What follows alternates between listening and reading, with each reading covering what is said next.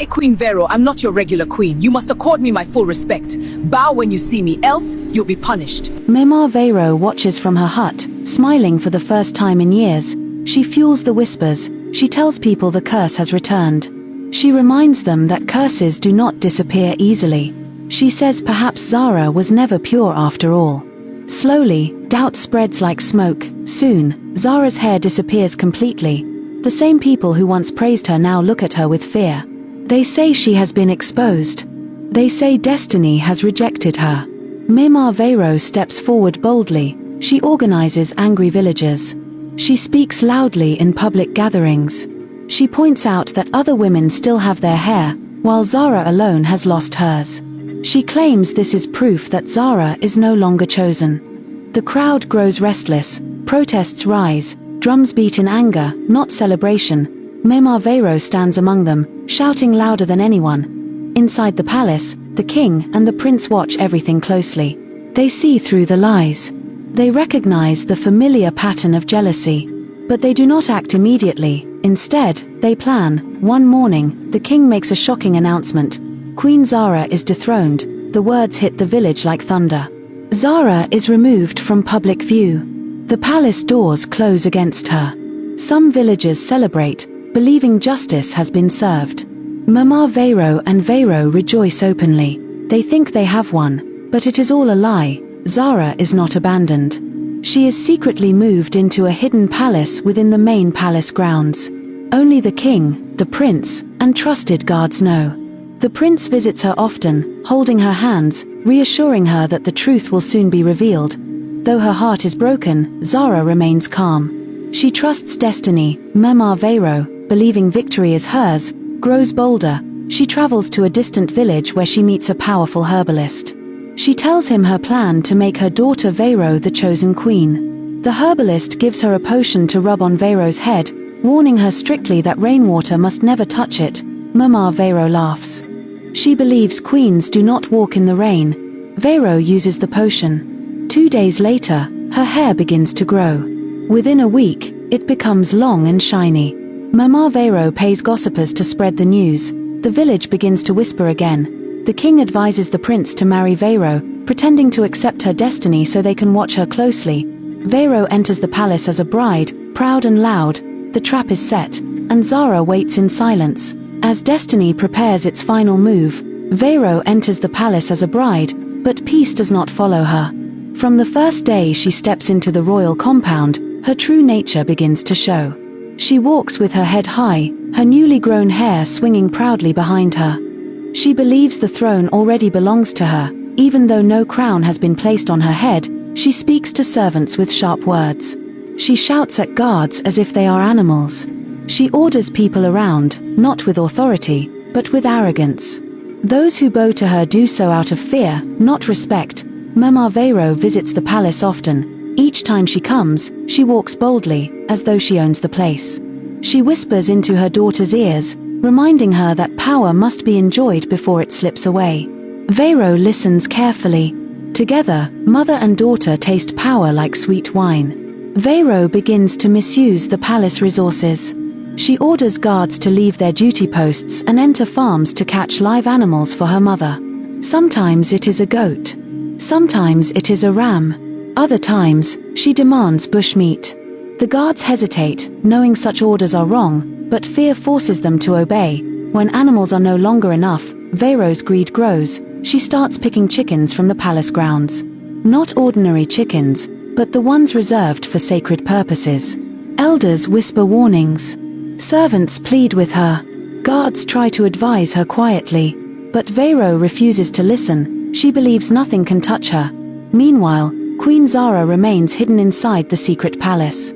Though she is no longer seen by the people, she is not alone. The prince visits her regularly. He brings her food, comfort, and words of reassurance. He tells her to remain strong, that truth is moving quietly, just as destiny always does. Zara's heart aches when she hears the noise of the palace from afar. She knows the people are confused. She knows some have turned against her. But she does not curse them. She prays silently for the village. Her hair, once gone, begins to grow again. Slowly, quietly, strand by strand, the king and the prince notice. They exchange knowing glances. They understand that destiny has not abandoned Zara. The curse has not returned. Something else is at work. The prince secretly orders a trusted guard to watch Mama Vero closely. The guard obeys. He notices something strange.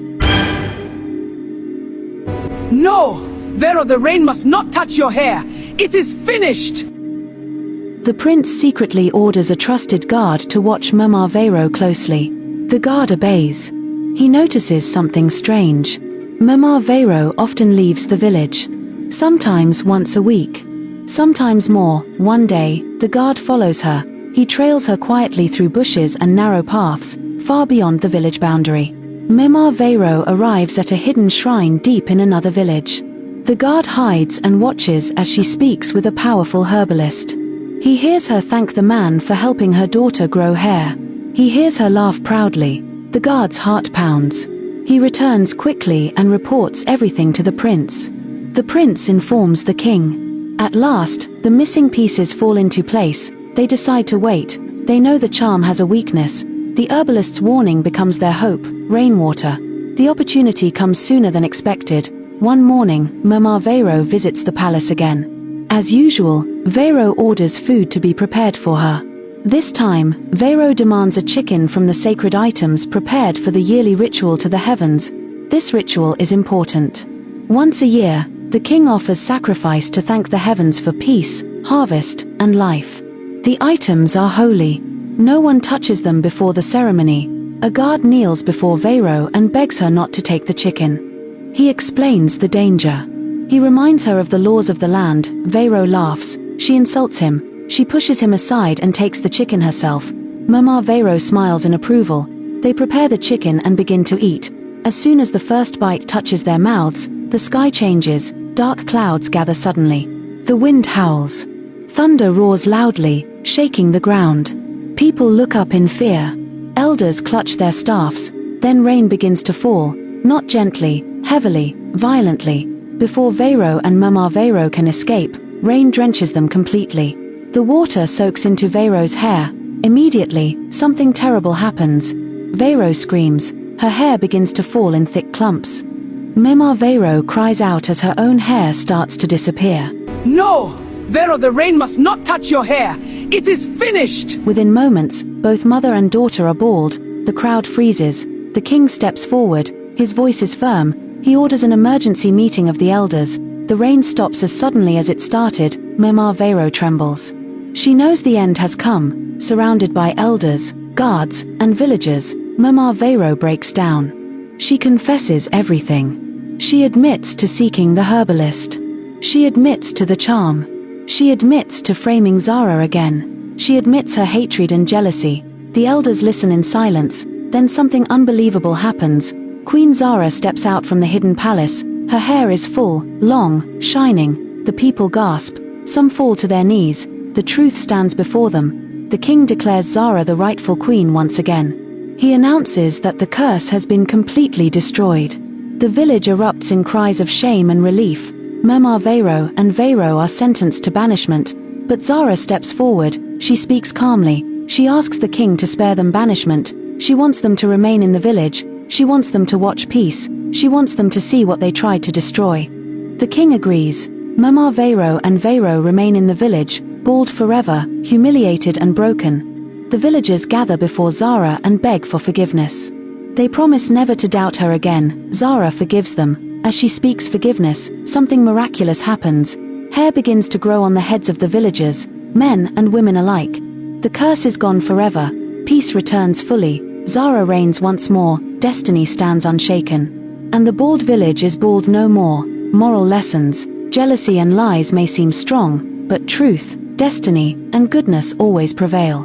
Mercy and patience bring healing, while wickedness destroys itself, and true leadership is proven through love, humility, and righteousness, not power or appearances. Thank you so much for staying with us until the end of this story. Your time, your presence, and your support mean more to us than words can truly express. Without you listening, these stories would remain silent. We are deeply grateful for every moment you spend here with us. If this tale touched your heart, made you smile, or reminded you of the lessons passed down, please show your support by liking this video, sharing it with family and friends, and subscribing to our channel. Don't forget to turn on the notification bell, so you'll be the first to know whenever we drop a new story, because many more beautiful, meaningful, and unforgettable stories are still coming your way. These stories carry lessons of wisdom, courage, kindness, and respect, values that guide us through life, just as they guided those who came before us. May the message of today's story stay with you and light your path wherever you go. Until we meet again, stay out of troubles. See you in the next one.